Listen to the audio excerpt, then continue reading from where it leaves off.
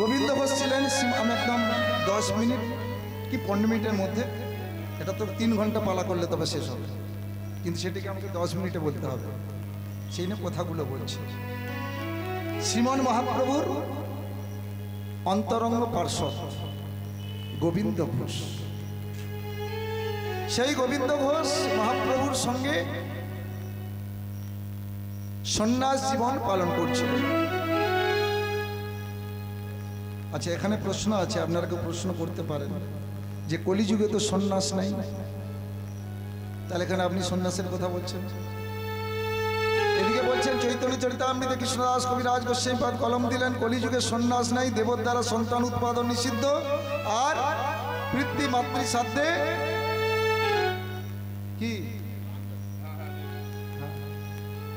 পিতৃ মাতৃ সাধ্যে মাংসাদি বা মৎস্য দ্বারা পিতৃ মাতৃ সাধ্য ওরা নিষিদ্ধ, এই 3টি নিষিদ্ধ।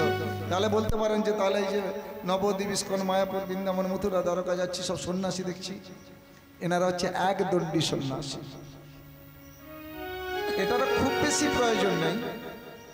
মহাপ্রভু নিজে আচরিয়া জীবের শেখায়, মহাপ্রভু চেয়েছিলেন না, তিনি বলেছিলেন শ্রীপাদ নিত্যানন্দকে, শ্রীপাদ আমি জানি সন্ন্যাস নিরস, সন্ন্যাস নিলে গোবিন্দ পাওয়া যায় না, কিন্তু আমি যদি সন্ন্যাস নিয়ে সর্বহারা না হয়ে পথকে পাথেয় করি, তাহলে জগতের জীব, জগতের মানুষ আমাকে ভগবান বলে স্বীকার করবে না। হরি বল, হরি বল। তাই যত সন্ন্যাসী দেখছেন একদণ্ডী সন্ন্যাসী, বিশেষত কলিযুগে ত্রিদণ্ডী সন্ন্যাসী নিষিদ্ধ। সন্ন্যাসী মানে কি, কেন সন্ন্যাস নিষিদ্ধ? তখনকার দিনে বৃন্দাবন যেতেন, মথুরা যেতেন, শ্রীক্ষেত্রে যেতে কিসে, পায়ে হেঁটে, পদব্রজে, কোনো সঞ্চয় করতে হতো না। আর এখন কুলটিগিরি থেকে এই যে 5 গেছি আসতে গেলে অন্তত 200 টাকা রাখতে হবে, কারণ কখন লিক হয়ে যায়, গাড়ি আসছে না, তেল ভরতে হবে, কি টোটোয় যেতে হবে। জয় রাধে। সন্ন্যাস হবেন, সন্ন্যাসী তো কোনো সঞ্চয় বাসনা থাকবে না, তাই কলিযুগে সন্ন্যাস নিষিদ্ধ। তাই গোবিন্দ ঘোষ সন্ন্যাসী। মহাপ্রভু লীলা করলেন, আমার মতো কামান্দ বিষয়কে নিয়তি লাঞ্ছিত হতভাগ্য জীবের জীবকে হেমারিং করার জন্য, হেমারিং নয় ফায়ারিং হবে না। হেমারিং মানে দেশলাইয়ের খোলের সঙ্গে কাঠিকে হেমারিং করুন, তবেই তো ফায়ারিং হবে, তবেই তো অগ্নি জ্বলবে কিনা। তাই মহাপ্রভু লীলা করে আমাদের হৃদয়ে হেমারিং করে ফায়ারিং করতে চাইলেন।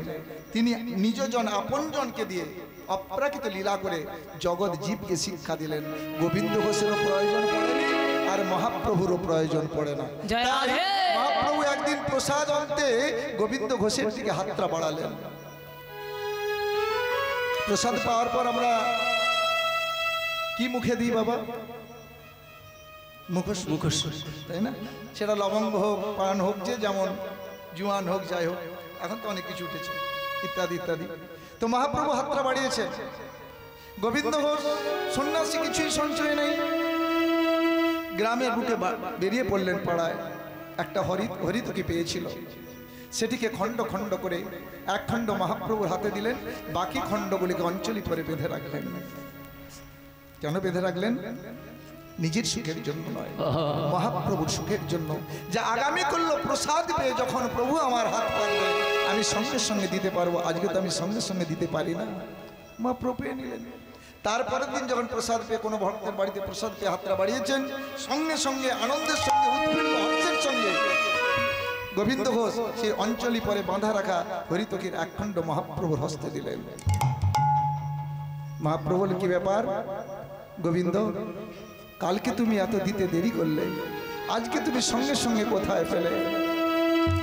প্রভু, আগামী করলে একটি হরিতকে পেয়েছিলাম, খণ্ড খণ্ড করে একটি খণ্ড আমি তোমায় দিয়েছিলাম, বাকি খণ্ডগুলি আমি সঞ্চয় করে রেখেছিলাম আপনার সুখের জন্য। একথা শোনার মাত্র মাটির মানুষটা ক্রোধান্বিত হলেন। গোবিন্দ,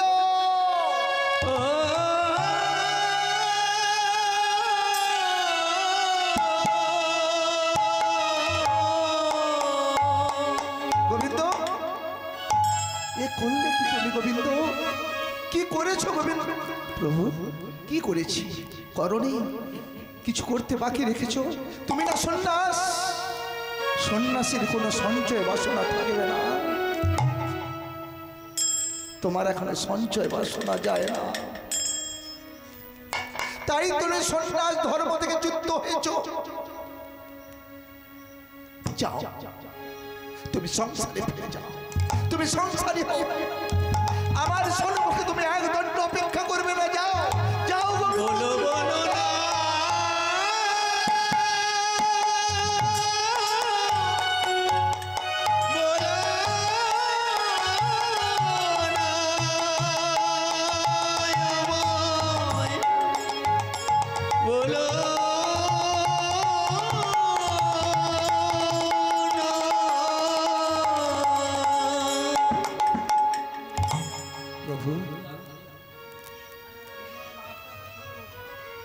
আমি শুনেছি আত্মেন্দ্রিয় প্রীতিবাঞ্ছা তারে বলে প্রেম, কাম। কৃষ্ণেন্দ্রিয় প্রীতিবাঞ্ছা তারে বলে প্রেম। আমি তো শুধু প্রভু তোমার সুখের জন্য আমি এই সঞ্চয় করে রেখেছি, আমার সুখের জন্য নয়। তোমার গরবে গরবিনী রূপসী তোমার রূপে, তোমার রূপে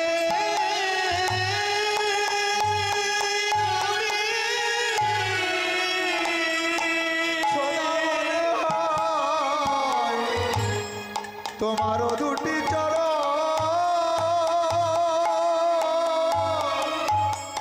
রাখিব।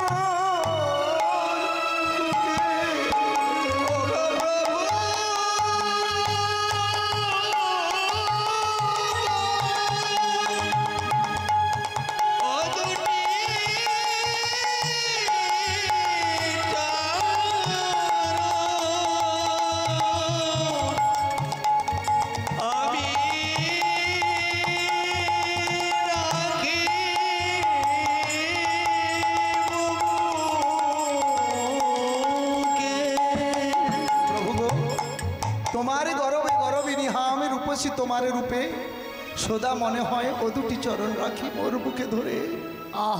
আর তুমি আমাকে আজকে তোমার চরণ দর্শন থেকে আমায় চলে যেতে বলছো। প্রভু গো, জয় রাধে। তোমার সুখেই তো আমার সুখ। বেশ, আমি তোমার সুখ তাই তোমার সুখে আমার সুখ, তোমার দুঃখে আমার দুঃখ। আমার যা হবার তো হবে, আমার তাতে কোনো দুঃখ না। আমি আসছি, আমি আসছি। চলে যা, আমি চলে যা, চলে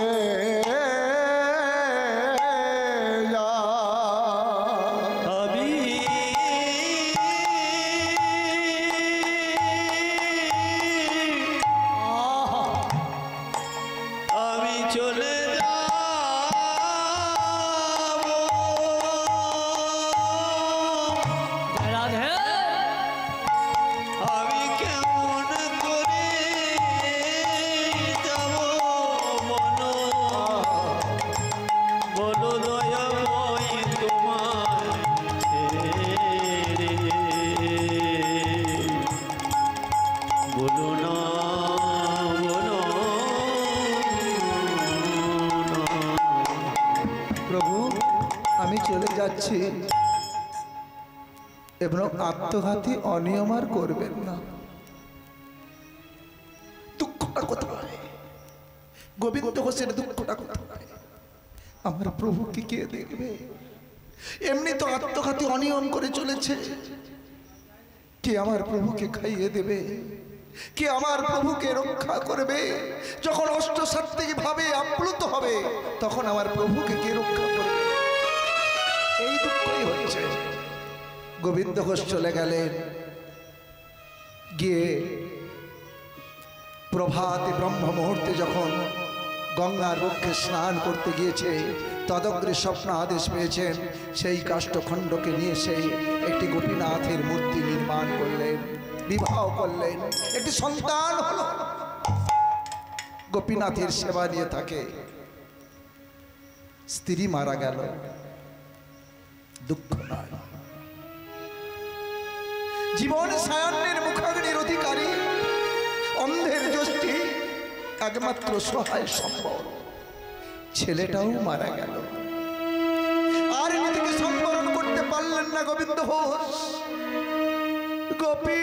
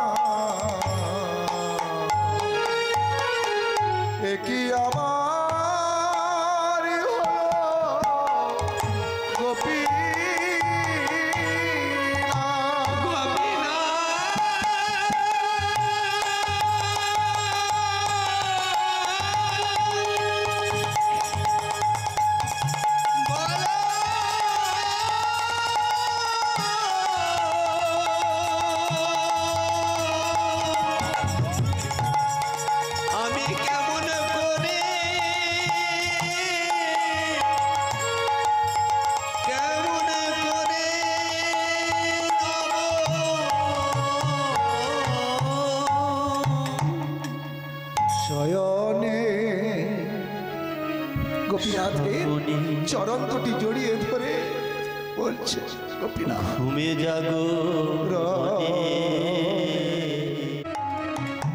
যেন গো তোমার পাই হে হরি, শয়নে স্বপনে ঘুমে জাগো কেন তোমার পাই হে শয়নে স্বপনে ঘুমে জাগরণে যেন গো তোমারে পাই হে হরি। তোমায় ধরি ধরি মনে করি, ধরি ধরি ধরি মনে করি, ধরিতে নাই পারি, শয়নে স্বপনে ঘুমে জাগরণে কেন গো তোমার পাই হে শয়নে স্বপনে কেন গো তোমার পায় না। আর তুমি আছো প্রভু তব সাথে সাথে, আমার অন্ধ নয়ন পায় না দেখিতে, তুমি আছো হরি মম সাথে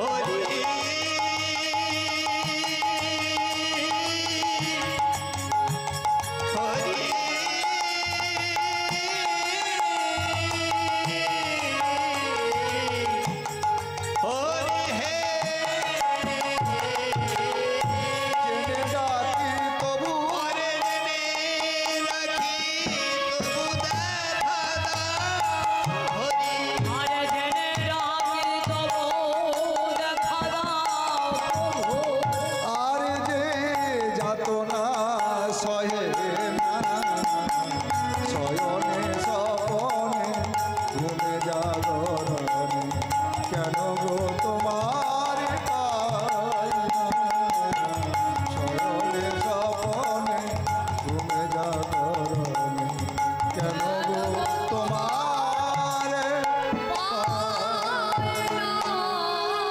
লুটিয়ে পড়লেন গোপীনাথের চরণে।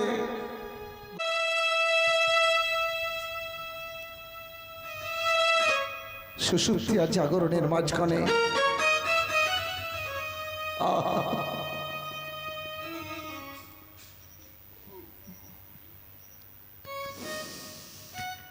গোপীনাথ গোবিন্দ ঘোষকে স্পর্শ করে বলছে, গোবিন্দ ওঠো ওঠো, কেন দুঃখ করছো? দুঃখ করো না প্রভু। আমার স্ত্রী বিয়োগ হয়েছে, আমার তাতে দুঃখ নাই। আমার একমাত্র জীবন সায়ান্নের মুখাগ্নির অধিকারী, সেটাকেও তুমি কেড়ে নিলে। গোপীনাথ বলছে, আচ্ছা গোবিন্দ, ভক্ত আর ভগবানের কথা, আচ্ছা গোবিন্দ, আমি কি তোমার ছেলে হতে পারি না? হ্যাঁ, তুমি আমার ছেলে হবে। মুখে তো বললে হবে না। আমার যখন এই দেহ থেকে প্রাণ পাখি উড়ে চলে যাবে, তুমি কি আমার দেহটাকে দাহ করবে? তুমি কি শৌচাদি ক্রিয়া সম্পন্ন করবে? তুমি কি কাঁচা পড়বে? তুমি কি সন্ধ্যাদি ক্রিয়া সম্পন্ন করবে? গোপীনাথ বলেছিল, গোবিন্দ আমি কথা দিলাম, তোমার ছেলেটা বেঁচে থাকলে যা যা করতো আমি তাই করবো। শুধু তাই নয়, তোমার ছেলেটা বেঁচে থাকলে একবার করতো। আমি বৎসরান্তে তোমার এই দিনে তোমার এই শ্রাদ্ধাদি ক্রিয়া সম্পন্ন করব। আমি রাজবেশ পরিত্যাগ করব, আমি কাঁচা পরব, অশুচাদি ক্রিয়া সম্পন্ন করব এবং তোমার শ্রাদ্ধাদি ক্রিয়া সম্পন্ন করব। সেই অগ্রদ্বীপের গোপীনাথ সব জানেন। আজও অদ্যাবধি অনেক মানে বলতে কষ্ট হচ্ছে, এই জন্যে যে গুছিয়ে তো বলা সম্ভব নয়, কোনটা বলি কোনটা বাদ দিই, মানে ডেকে ডেকে যেতে হচ্ছে আর কি, এরই কষ্ট হচ্ছে, মনটা বড় কষ্ট হচ্ছে। তো যাই হোক, সেই অগ্রদ্বীপের গোপীনাথ অদ্যাবধি আজও সেইভাবে। আমাদের ছেলেরা তো ওই প্রথম বৎসরটা করবে, দ্বিতীয় বৎসরটা একবার সংবৎসরিক ধরবে, তারপর থেকে আর নাম ধরেও জল খাবে না। কিন্তু ভগবান ভক্তের জন্য অদ্যাবধি অগ্রদ্বীপের গোপীনাথে আজও সেই ক্রিয়া চলছে। মাসাধিককাল সেখানে মেলা হয়। জয় নিতাই, জয় গৌর, জয় সীতানাথ। এখানে সমাপ্ত করলাম। অন্নভোগ গোপালের